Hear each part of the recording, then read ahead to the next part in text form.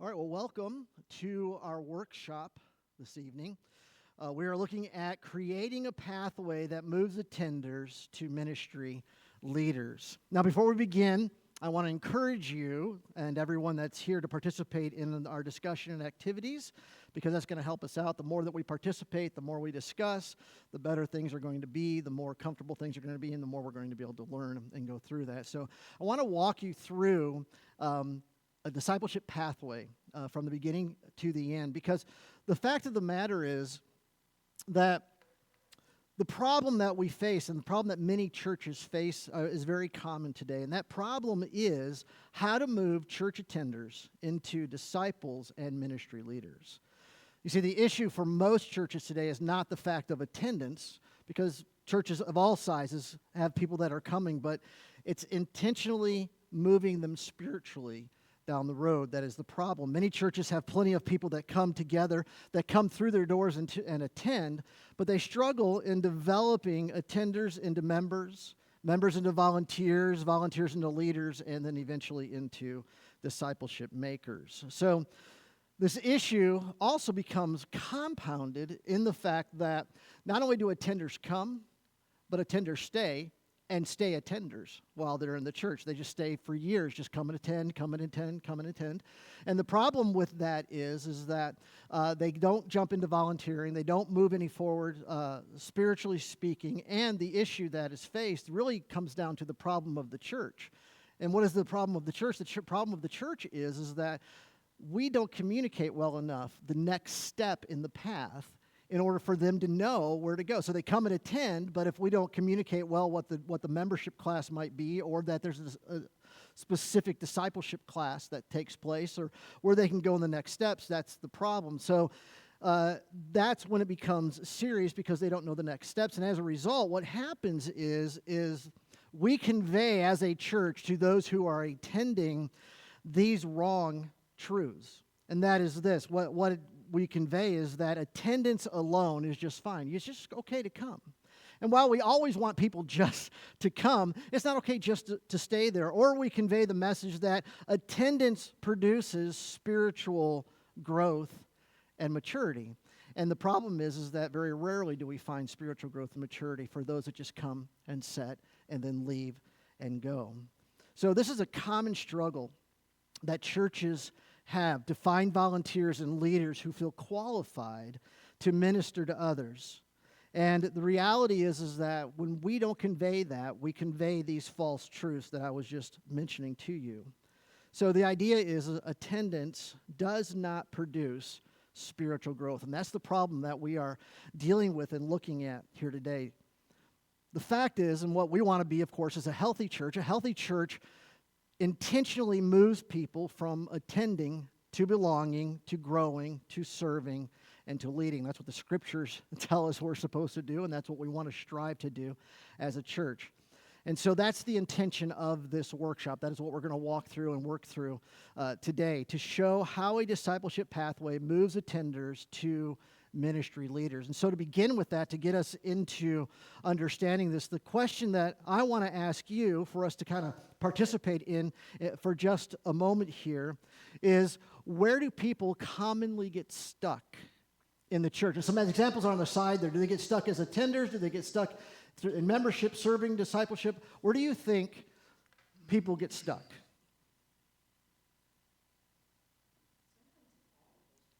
All of them, absolutely. Can get stuck, get halfway through, and then not move any farther, absolutely. But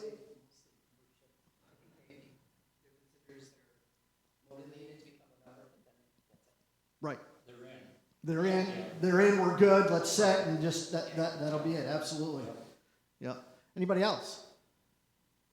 I think sometimes people branch out and serve and take the risk, but then feel that they didn't do it good enough, or were critiqued by somebody else in the church, and then that just kills it for them. Right.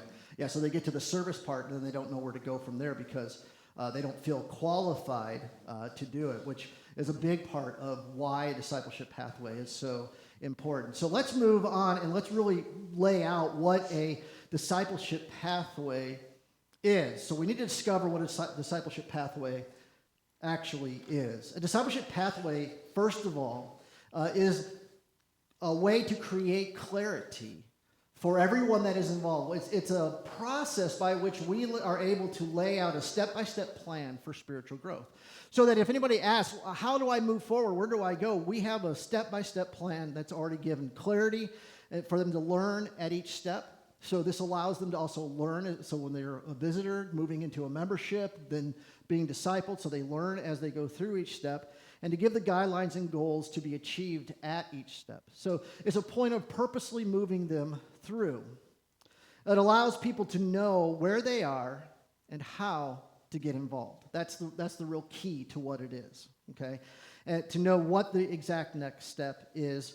And the key to this is because we want to move past accidental discipleship. Have you ever thought about that term, accidental discipleship? That's what really a lot of churches wind up doing. Hey, if we get them here, if they sit here, then eventually somehow they're going to pick up something through the sermons and all this kind of stuff, and they're just going to naturally want to go forward and want to move. The problem is that especially in our society, if you're not comfortable, just like Jillian just said a minute ago, if you're not 100% comfortable with where you're at, you're just not going to jump in and do it. If you feel like you're going to be criticized and doing it, you're just not going to jump in and do it. So we need to have a strategic plan that ensures spiritual growth, because spiritual growth doesn't just happen accidentally. We need to make sure that we're walking through and have a plan for this. So let me give you some examples of basically what a pathway, just kind of give you a simple pathway here on the board. So you would come as an attender, you would be a visitor.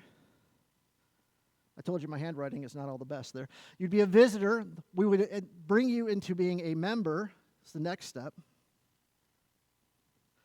And this would be a class that would teach you all about what it means to be a member, what our church is about, where we stand doctrinally, all of that kind of stuff there. And then the next step would be an intentional discipleship class. Now, the point in that is, of course, is to move you into understanding what a disciple is, but not just understanding what a disciple is for yourself, which we need to have, but also how you purposely disciple someone else. So the class would be two parts in teaching, in the fact of these are the basic principles of what it means to be a follower of Jesus Christ, and then how do I take those principles and how do I give them to someone else? How do I train them or teach them to do that? And then we move into what's the practical step there for our discipleship, which would be where to be able to live it out, where to actually do this. And the best thing we would look at, or the biggest thing, would be small groups. And then the other goal would be not only to be in small groups so that we're doing life together with a small group of people, but the other would be a one-on-one mentorship.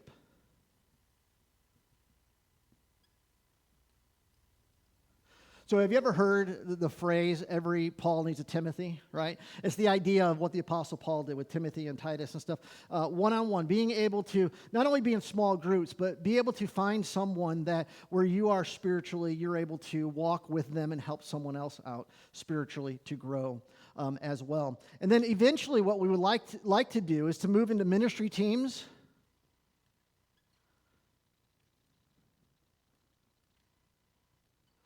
And in those teams, develop apprenticeship. My writing's getting smaller here. Apprenticeship to help people move into those things. One of the greatest things that we like to do, and we've already done here at Market Community Church, is to develop leaders from within, instead of us having to go out and hire people in to help them grow within. And so the reality is that as we look through this, you're like, well, that's not really anything that's different or big. But the reality is that it doesn't need to be difficult. It just needs to be intentional. You see? There has to be an intentional path to this, and an understandable way for people to feel comfortable participating. So what I like to do now is for you guys to think through this. So based upon this, visitor, membership, class, discipleship class, small groups, one-on-one mentoring, ministry team, apprenticeship, which step in the pathway do you think is the strongest in our church currently? And then which step do you think for us is the weakest on that? So talk amongst yourselves at the table, and then we'll take just a minute in that for you guys to kind of give some answers. What do you guys think? Talk about where the church is failing. I love this. I don't know. I think we're pretty knocking it out of the park with visitors, with the connection team. And it seems like a lot of people are doing the membership class. So I think we're good at that. I feel like we're really good at Talking with this group. Yeah, I'm actually looking at the things in here that I'm trying to think of. I feel like we're really good at promoting the membership class. Like people know there's one coming, what I need to do. Right. Yeah, and they put food in it now, so people come. No brainer. Unbelievable. They didn't have that one. Us either, and it was 6 weeks. Just saying. I think the top two are really strong. Yeah. Yeah. I And think obviously every the third church. one we don't have a discipleship class, so that's right. Right. Not that I'm aware of. Not officially, I don't think. Right. I think every church stinks at one-on-one. Even small groups. Well, yeah, one-on-one Yeah, happens. that's true. Small groups fall apart. Ours do anyway. We've had them in the past. We've but had them in the past, but Yeah, it's a commitment. it is. That's It just is. it. It gets busy and then It fizzles out, or let's take a break for the summer and you never put it back up together. even the one-on-one I think happens accidentally, but I don't think it's on purpose. Yeah, yeah. I'm And sure it goes on. It's just we don't know. You don't know I know if that we're it goes about on for Yeah. sure, Yeah, for sure. Yeah, It's but more it- like a, unofficial. yeah. And also, I think discipling falls apart in churches because it is so time consuming. Like to disciple another human being is a sacrifice most people just don't want to make. They're busy Time. working, they're busy with their kids, yeah. So, yeah.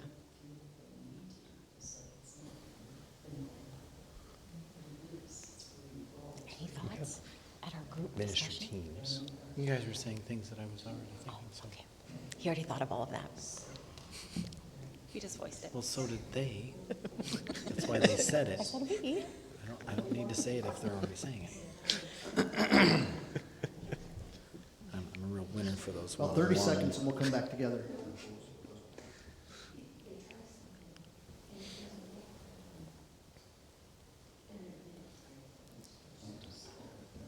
Listen to them. Okay, so what do you think is the strongest in our church, the strongest one that we have? Top two. Top two are membership or Visitor and membership. Yeah, having attenders come, going out and reaching, and our membership class. Anybody else have any thoughts? Yeah, what's our weakest? Now what? Now that we The have rest of attenders them. and members, where do we go from here? And that's exactly right. I mean, that's exactly where we are and what we're trying to do. This is why we're trying to figure this out, because we need to be able to intentionally move people into the rest of this process. So I would agree with you, and I think that your thoughts are good. Any other thoughts on that? I think that our ministry teams are pretty well put together, and what ministry teams we have. We're not trying to, just fill voids because we don't have that particular type of ministry. No, we see the need. Okay, there are people that are burdened for that particular ministry, so they get together and they do that, and they are good about bringing people into that. But that kind of skips over a lot of the other steps that you've got going on there. So. Right. Yeah. Um, I would agree. We do have some solid ministry teams, some things that people can really plug into and really develop. What we don't have, though, is that we're picking out those that come into the ministry team that, if we were like use our worship team, they have a background kind of in that, and they feel really confident jumping in. But if we were to take someone that was new, kind of just coming in, and they don't have any other background, we haven't helped them really feel confident stepping into that. And so that's what we want to do is to move them through so that they're confident to step into those leadership. So as we look at this is what our strategy is. This is what a discipleship pathway is, to be intentional to walk everybody through so that everybody knows where they are and they can feel really strong at what they're doing. The problem is that having a pathway alone really isn't enough. A pathway does not produce spiritual growth simply because it works, or because we have it, right? So just because we have this list, and if we had this there, it's like, oh, now I'm spiritually mature. No, we have to develop this more. And one of the areas of spiritual growth that occurs intentionally is that of intentional environments. And so really what I want to focus on are the latter parts of these here And these are key components in the discipleship pathway that need to be adapted for the church and how we do that. And these relational environments where people can grow, be mentored, and developed as disciples. So let's look at these relational environments for growth, all right? Spiritual growth rarely happens, as I've said, and we'll kind of get this thought several times as we look through this, through attendance. Just coming doesn't do it. Experience consistently shows that spiritual growth happens more effectively in circles than in rows. Discipleship happens when we are meeting with people that we know, that we're doing life together, instead of just sitting in a church setting and just listening to someone speak. Why is this the case? Well, the fact of the matter is that people grow through built relationships. Just having a small group of people together, about 6 to 8 people, adults, doing life in the same area of life that they're going through, some maybe farther along or different, helps build those relationships that does life and disciples automatically. As a matter of fact, it creates relationships that create accountability there and helps people walk together. Things like what comes out of these types of groups are service or mentoring and even leadership development.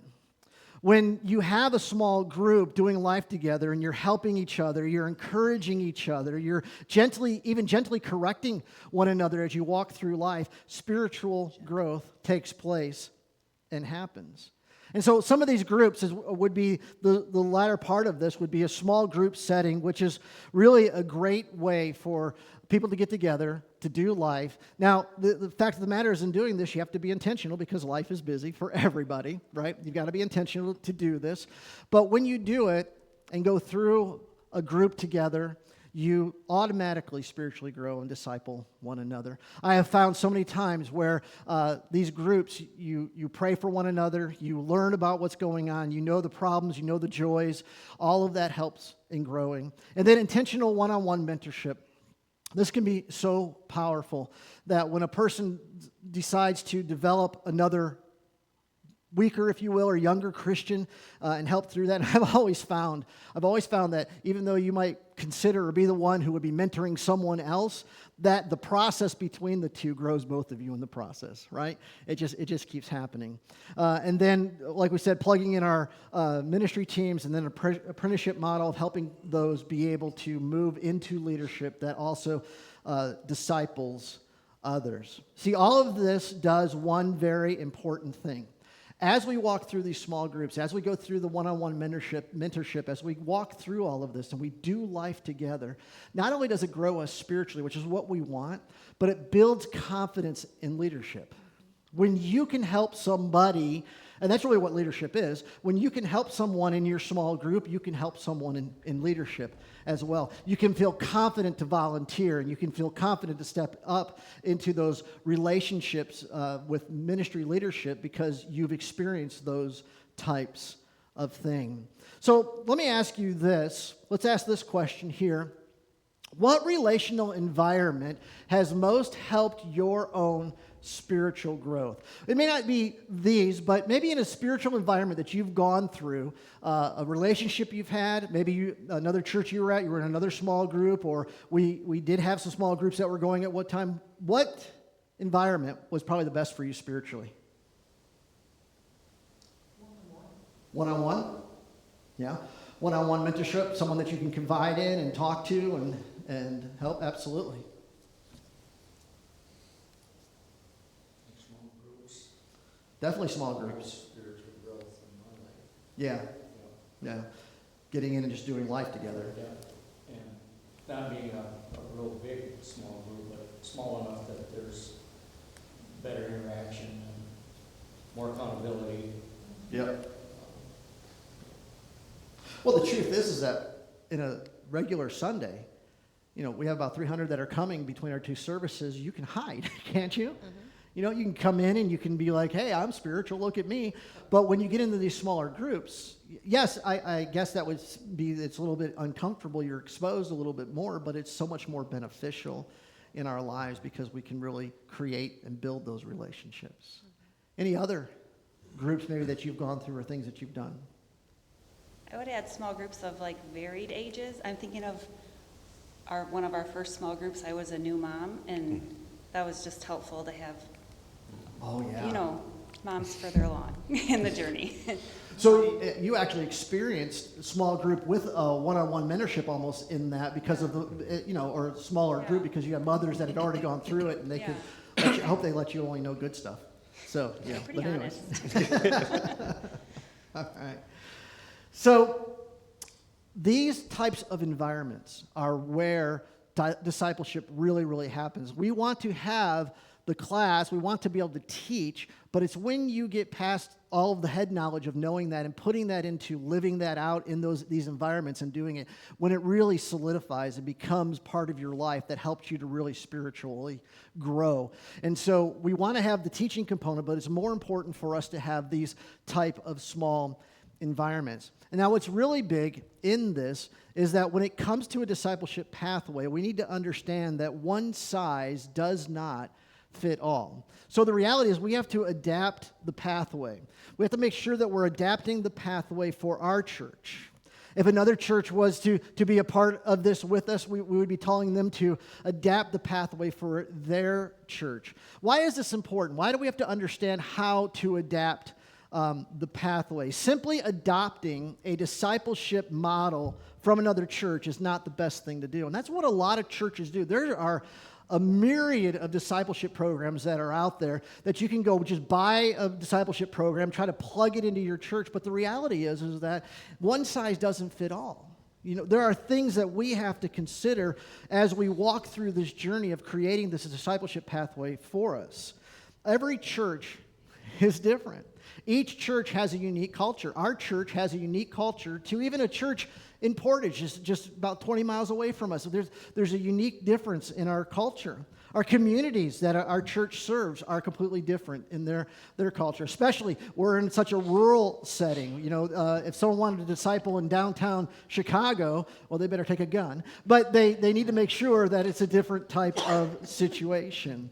Obviously, church size is different, right? That's a factor that we need to have in that as well. So the goal of any discipleship pathway, as I've said before, but just really need to nail this, is intentionality, not imitation. Just because a discipleship pathway works in another church or a different church doesn't mean we can come and just plug and play here. We have to adapt it for how it works for us, for the specific details of our church. We need to identify where people stall spiritually in our church. Do they just come as attenders? I think we actually did that. We kind of know that they come as attenders. We do have a strong membership class there, but they kind of stall at that point.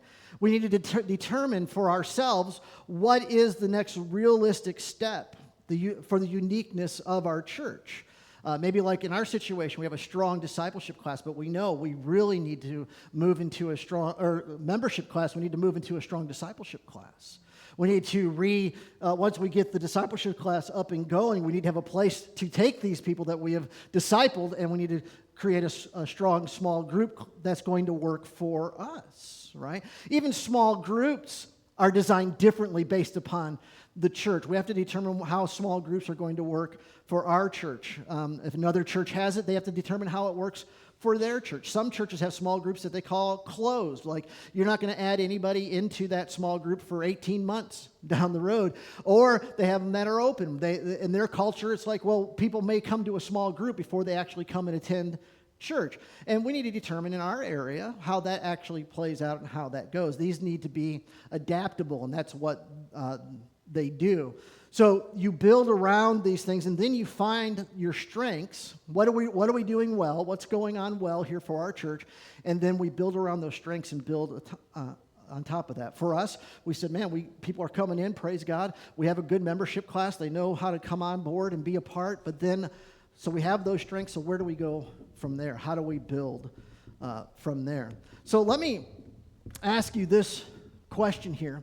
What is one practical next step the church could implement within the next 3 months to help people move forward spiritually? Take a minute and just kind of talk amongst yourselves on that. Think about that, and then we'll come back and we'll answer together. Just one?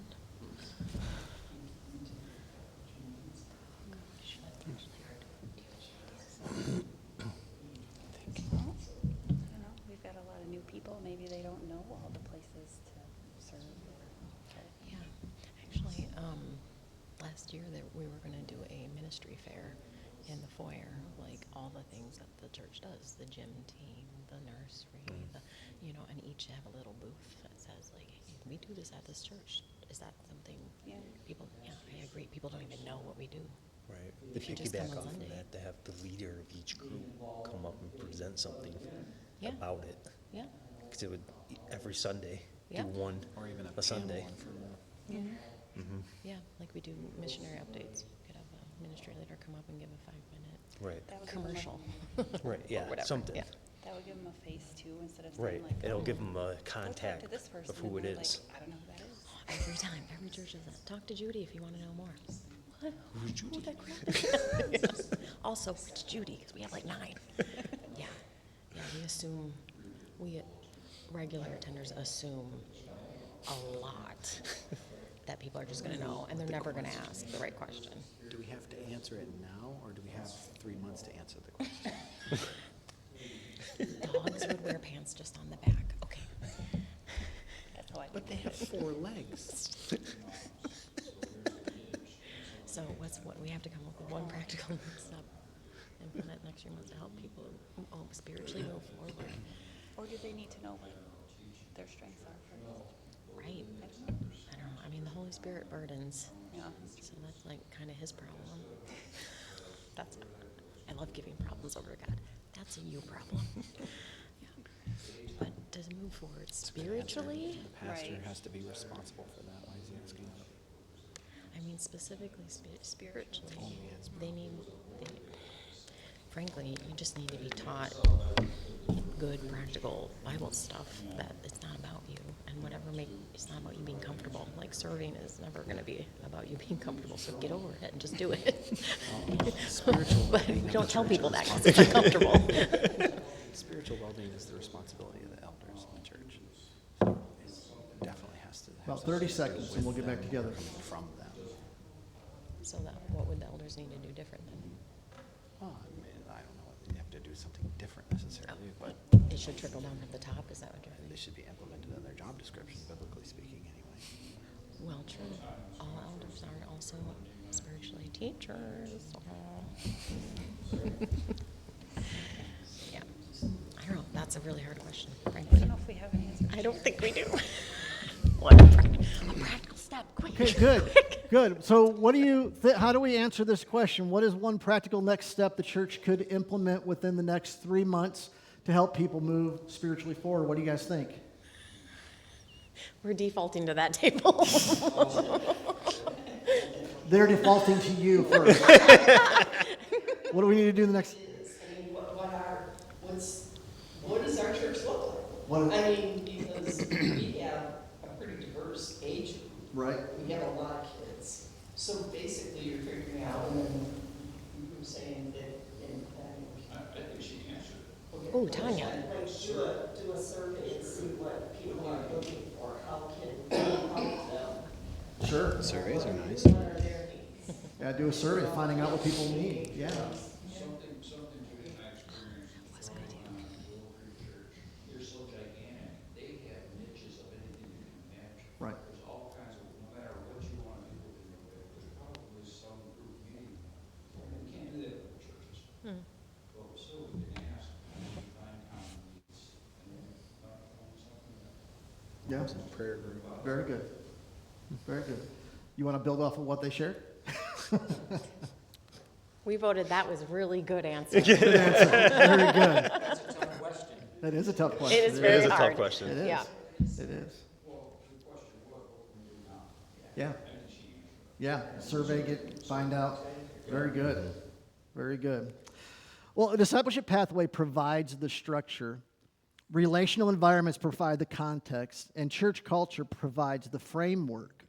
And when all three work together, spiritual growth and leadership development becomes intentional rather than accidental. So how do we bring this all together? How do we conclude this? What's the solution? Well, the question that a discipleship pathway answers is, are people merely attending the church, or are they becoming disciple makers. And that's what we want to move through. That's what this whole process is. How do we move people through it?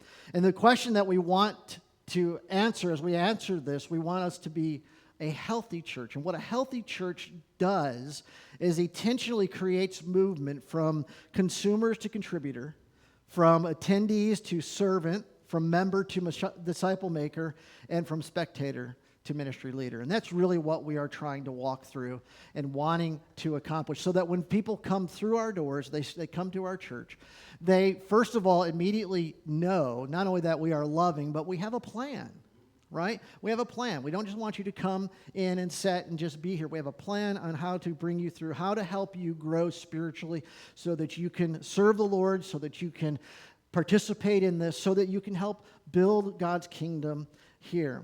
So this is the purpose of a discipleship pathway. And as I've said, it doesn't need to be complex to be effective.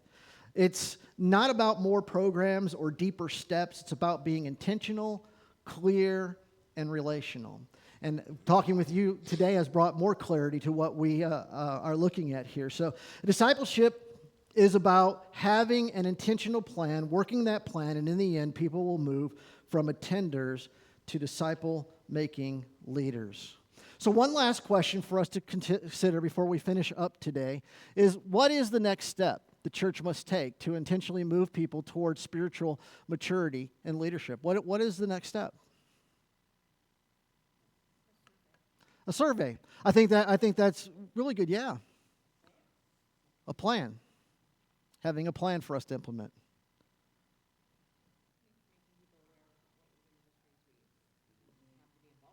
Yeah, making people aware of the ministries we have, where they can plug in at, where they might see where it's going. Absolutely.